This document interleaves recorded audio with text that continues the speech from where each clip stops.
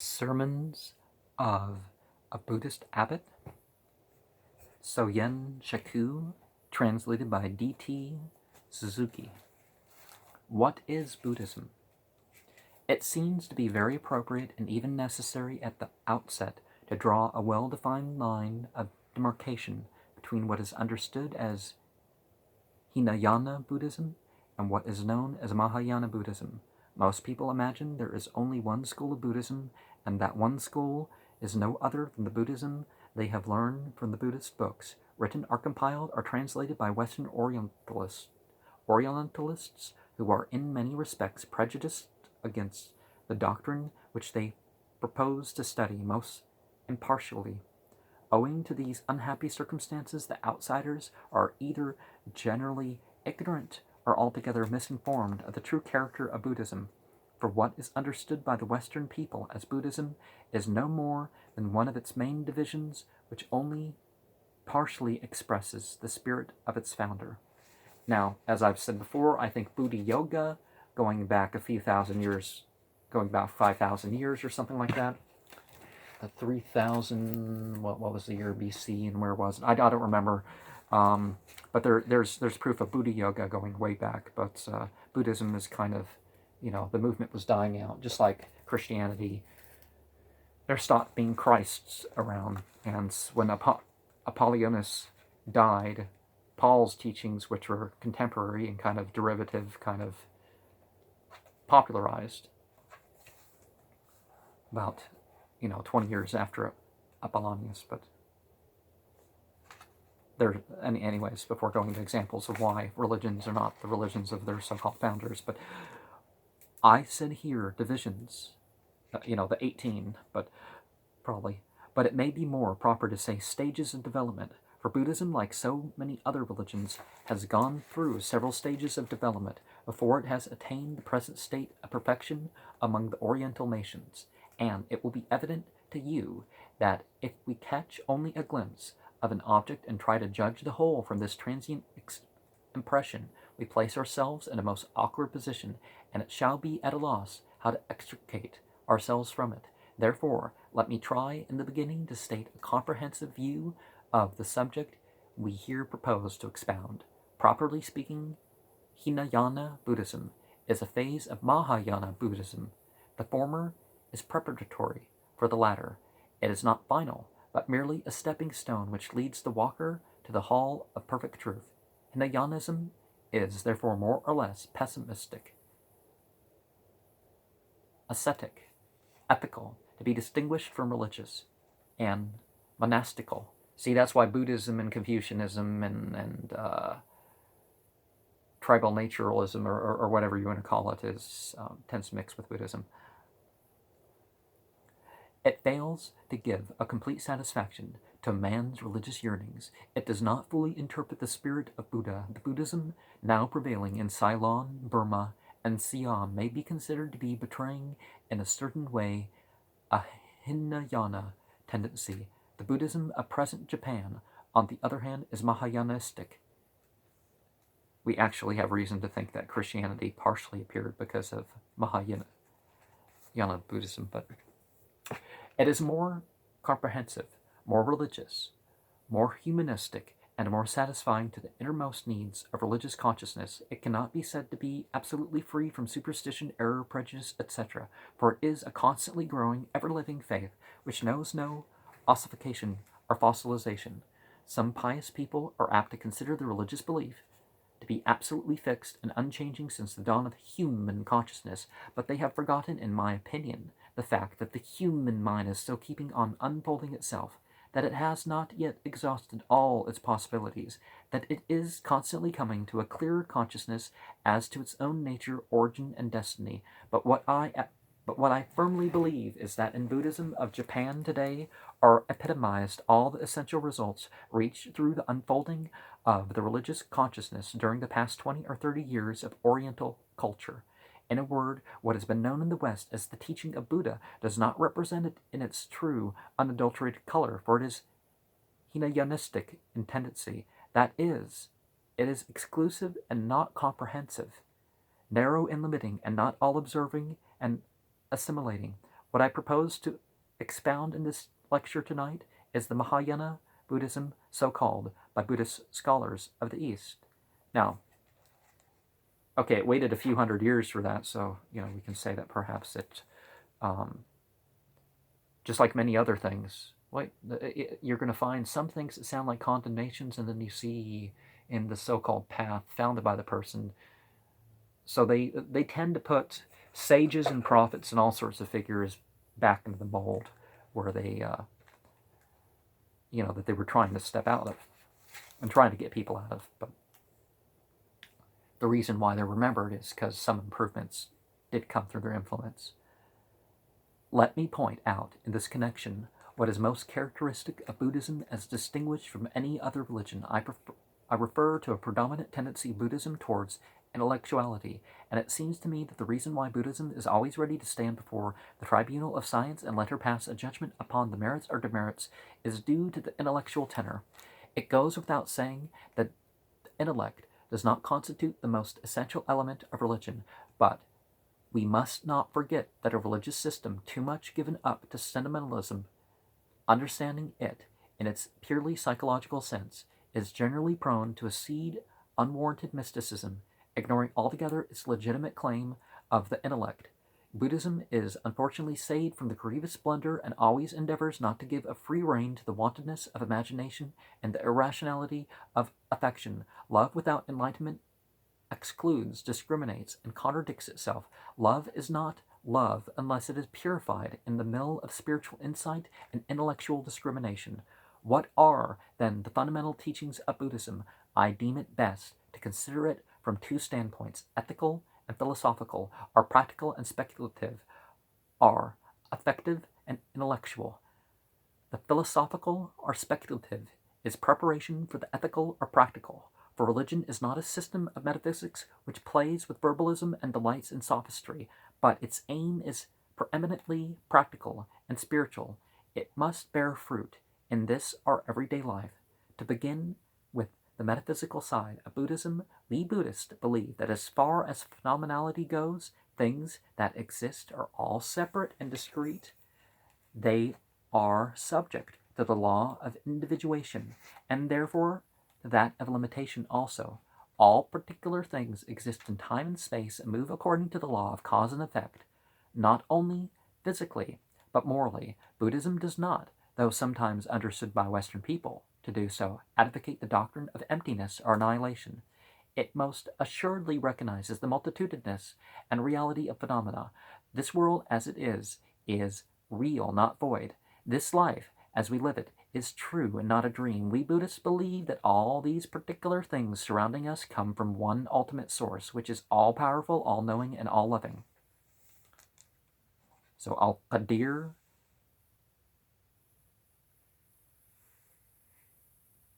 Al-Alim, Al-Wadud would be Arabic variations, which, and we could show variations of various other cultures too. The world is the expression or manifestation of this reason or spirit or life, of whatever you may designate it. However diverse, therefore, things are, they all partake of the nature of the ultimate being. Not only sentient beings, but non-sentient beings reflect the glory of the original reason. Not only man, but even lower animals and inorganic substances manifest the divinity of their source. The universe in God's reflection, that's what it is. The reflection belongs to God, but we kind of know our God through knowing the creation, don't we? To use the Christian term God, it is visible and audible, not only in one of its highest manifestations, whom Christians call Jesus Christ, but also in the meanest and most insignificant piece of stone found lying in a desert field. God's splendor is seen not only in the biblical lilies, but also in the mud and mire from which they grow. The melody of divine reason is heard not only in the singing of a bird or in the composition of an inspired musician, but also in the slums of life, as Emerson phrases it. Now, the prophet figures, the Emmanuels, the Messiahs, that's the Aphin, Logos, and that sort of thing. It's not that these things are divine. They're like Lucifer figures. They bring the light. hand off the light. They show that they point people, they allow people to realize their own enlightenment, as it would be called in the East. Let me remark here that it is not proper to refer to God, the ultimate source of everything, as masculine, as is usually done. God is above sex. It is neither he nor she. Even it is not appropriate. It will be preferable to the other pronouns.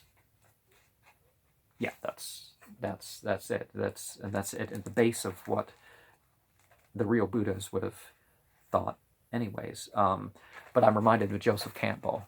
You remember what happened with Joseph Campbell? He, the story that he was asking this guy, there's this word that you're using. I don't know what you mean by it.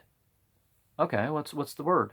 God. You don't know what God is? It's like, well, I don't know what you mean by it. It's like, people can mean just about anything when they say God. So I understand why some Quran translations say Allah, some translations of, you say Ahura Mazda because you don't want to say God because people are going to mess things up, or Yahweh, or of Hashem, or, because they don't want to say Yahweh, but even though that's not really what the rule in Aramaic says, but, and things go on.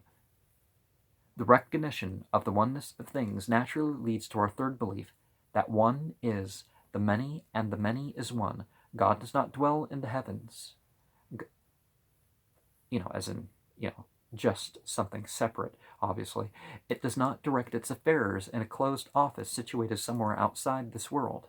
It did not create heavens and earth out of nothingness. According to Buddhism, it is a serious error to seek God outside of this life, outside of this universe. Well, we find that maybe something was created and stitched together, and then out of that, the universe was created. But it is living right among ourselves and directing the course of things according to its innate destiny. Though Buddhists refuse to have God walk out of us, they do not identify it with the totality of existence. They're not willing to cast their lot with the pantheist, so-called. That God is immanent, surely enough, but is greater than the totality of things, for the world will pass away. The universe may be shaken out of its foundation, but God will remain and create a new system of the former ruins. The ashes of existence will never be scattered to the winds, but they will gather themselves in the ever-designing hand of God to build themselves up to a new order of things, in which it is ever shining with its serene radiance. To sum up the first part of this discourse, what may be called the metaphysical place of Buddhism is to recognize the reality of the phenomenal world, the existence of one ultimate reason, and the immanence of this reason in the universe. Now, to come to the practical side of Buddhism, the aim of Buddhism, to state it briefly, is to dispel the clouds of ignorance and to make shine the sun of enlightenment. We are selfish because we are ignorant as to the nature of self. We are addicted to the gratification of the passions because we are ignorant as to the destiny of humanity. We are quarrelsome and want to make ourselves powerful and predominant at the expense of our fellow beings because we are ignorant of the ultimate reason of the universe. Buddhists do not recognize any original sin, but acknowledge the existence of ignorance and insist on the total removal as the surest means of salvation. Let us, therefore, all be enlightened as the statement made before. Let us know that we are all one in the reason of the universe, that the phenomenal world is real only to the extent of its extent it manifests reason, that egotism has no absolute sway in this life, for it destroys itself when it tries to preserve itself through its arrogant assertion. And that perfect peace is only attained when I recognize myself in you and you in me. The whole namaste thing, although I don't think that's what they say. The making of mention of something we share. It's not necessarily out of worship, although some people say that. Let us all be enlightened as to these things. I keep accidentally squeaking things, but, it's wet outside. My feet are... Okay. When I recognize myself in you and you in me, let us all be enlightened as to these things, and our ignorance and egotism are forever departed. The wall that divides us is destroyed, and there is nothing which prevents us from loving our enemies, and the source of divine love is open in our hearts. The eternal current of sympathy has now found its unobstructed path. This is the reason why Buddhism is called the religion of enlightenment. Now that we stand on this eminence of religious sanctity, we know what Buddhists' practical faith is. It is threefold: to cease from wrongdoing, to promote goodness, and to enlighten the ignorant.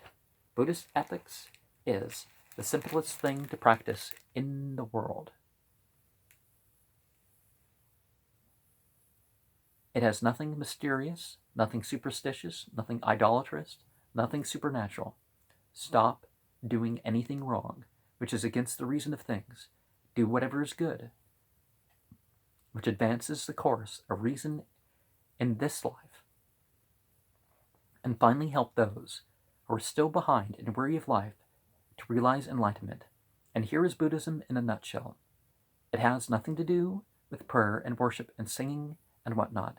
Our simple everyday life of love and sympathy is all that is needed to be a good Buddhist. Doesn't this kind of remind you of Nietzsche in some ways? I was once asked whether there was such a thing as religious life, particularly, to which my answer was simple enough. Attend to your daily business, do all you can for the promotion of goodness in this world, and out of fullness of heart, help your fellow beings to gain the path of enlightenment. Outside of this, there cannot be anything to be specifically called a religious life. In the latter part of the Tang dynasty in China, there was a famous poet-statesman who was known in Japanese as Hak Rak Ten. He learned that there resided in his district a Buddhist monk, greatly noted for his saintly life and scholarly learning.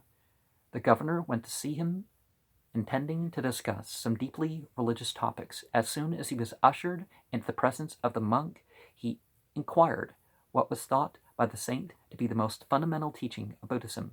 The monk immediately replied that it is the teaching of all enlightened ones to cease doing anything evil, to promote goodness, and to purify one's own heart. Hak Rak Ten was nonplussed to receive such a commonplace instruction from the mouth of such a scholarly personage professing the faith of Buddha, for he secretly expected to have something highly metaphysical and profoundly speculative, which would naturally lead them to further philosophizing and countless abstraction. The poet-statesman therefore retorted, "This is what every child of 3 summers is familiar with. I desire, on the other hand, what is most abstruse, most essential, most vital in Buddhism." The monk, however, coldly replied, "Every child of 3 summers may know what I said now, but even a silvery-haired man of 80 winters finds it difficult to put the Buddhist instruction into the practice of everyday life." Well, you kind of have to continually do work, or you're going to slip, right? Or you're not going to attain to what you could be attaining. And it is said that thereupon the governor reverently bowed and went home wiser. What is philosophical in Buddhism is no more than a preliminary step towards what is practical in it. Every religion, if it deserves the name, must be essentially practical and conducive to the promotion of the general welfare and to the realization of reason. Through intellectualism is one of the most characteristic features of Buddhism, making it so distinct from any other religious system. It never forgets the fact that our religious consciousness ever demands something concrete, that which is visible to our senses, that which is observable in our everyday life. Religion does not necessarily consist in talking on such subjects as the continuation after death of individual personality, original sin committed by some mythical personages, the last judgment to be given by an unknown quantity, a special historical revelation which takes place in a congested brain, and whatnot. At least practical Buddhism does not trouble itself with solving these problems through speculation or imagination or sophistry. Let those theologians who delight in abstraction and supernaturalism discuss them to their heart's content, for that is their profession. We plain ordinary Buddhists will keep on removing selfishness, seeking the light that is everywhere, practicing loving kindness that does not contradict or discriminate, says an ancient sage, "The way is near, and thou seekest it afar. Why then shall we ever attempt to walk from the path which extends right in front of us, so wide and well